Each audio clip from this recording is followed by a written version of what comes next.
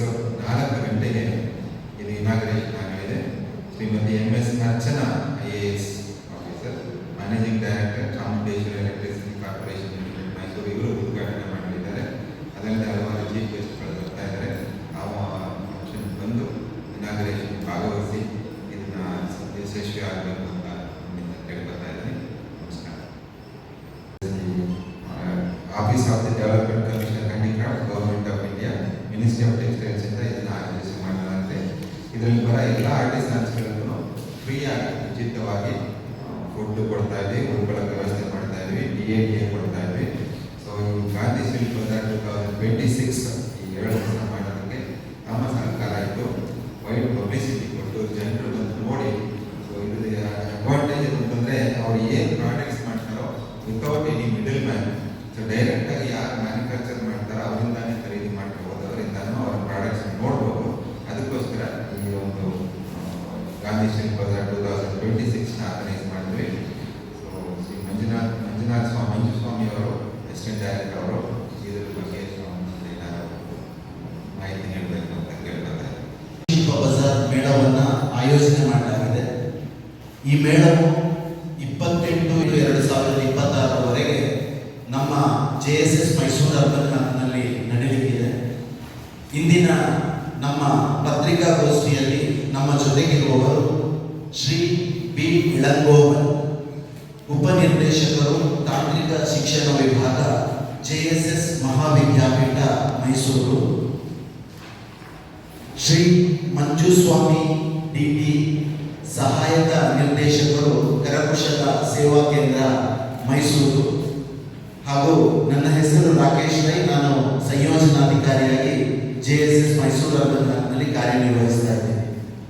ಇಂದಿನ ಈ ಪತ್ರಿಕಾಗೋಷ್ಠಿಯನ್ನು ಉದ್ದೇಶಿಸಿ ಉಪನಿರ್ದೇಶಕರು, ತಾಂತ್ರಿಕ ಶಿಕ್ಷಣ ವಿಭಾಗ ಇವರು ತಮ್ಮೆಲ್ಲರನ್ನ ಉದ್ದೇಶಿಸಿ ಮಾತನಾಡಿದ್ದಾರೆ. ಎಲ್ಲರಿಗೂ ನಮಸ್ಕಾರ. JSS ಮೈಸೂರು ಅರ್ಬನ್ ಆದ್ದರಿಂದ 28 ಜುಲೈ 2026 ಇಂದ 3 ಆಗಸ್ಟ್ 2026 ತನಕ ಹ್ಯಾಂಡಿಕ್ರಾಫ್ಟ್ ಎಕ್ಸಿಬಿಷನ್ ನಮ್ಮ ಸೇಲ್ನ ಗಾಂಧಿ ಶಿಲ್ಪ 2026 ಅಂತ ಆಯೋಜನೆ ಮಾಡಿದ್ವಿ.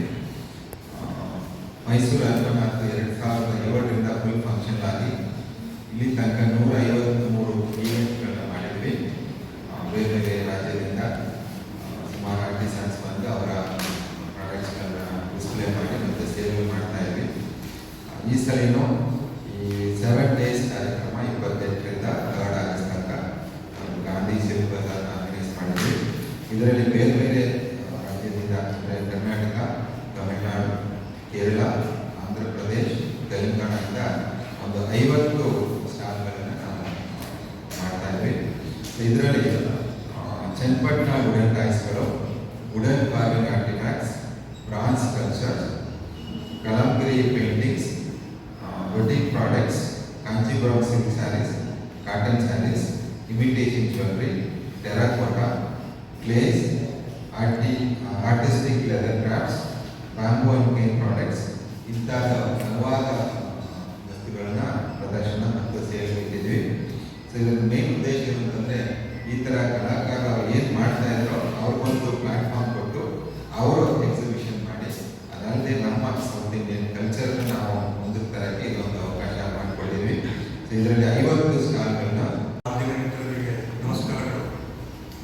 ಭಾರತ ಸರ್ಕಾರದ ಜವಳಿ ಮಂತ್ರಾಲಯದ ಅಭಿವೃದ್ಧಿ ಆಯುಕ್ತರು, ಕರಕುಶಲ ವಸ್ತುಗಳು ಇವರ ವತಿಯಿಂದ ಒಂದು ಜಿಲ್ಲಾ ಮಟ್ಟದ ಗಾಂಧಿ ಶಿಲ್ಪ ಬಜಾರ್ ಮಾರ್ಕೆಟಿಂಗ್ ಕಾರ್ಯಕ್ರಮವನ್ನು JSS ಮಹಾವಿದ್ಯಾಪೀಠ ಮೈಸೂರು ಇವರಿಗೆ ಆಯೋಜಿಸಲು ಜವಾಬ್ದಾರಿಯನ್ನು ವಹಿಸಲಾಗಿದೆ. ಇದರಲ್ಲಿ 40ಕ್ಕೂ ಅಧಿಕವಾದಂತಹ ಕರಕುಶಲಕರ್ಮಿಗಳು ನಮ್ಮ ದಕ್ಷಿಣ ಭಾರತದ ಎಲ್ಲ ರಾಜ್ಯಗಳಿಂದ ಇಲ್ಲಿ ಭಾಗವಹಿಸಲಿದ್ದಾರೆ.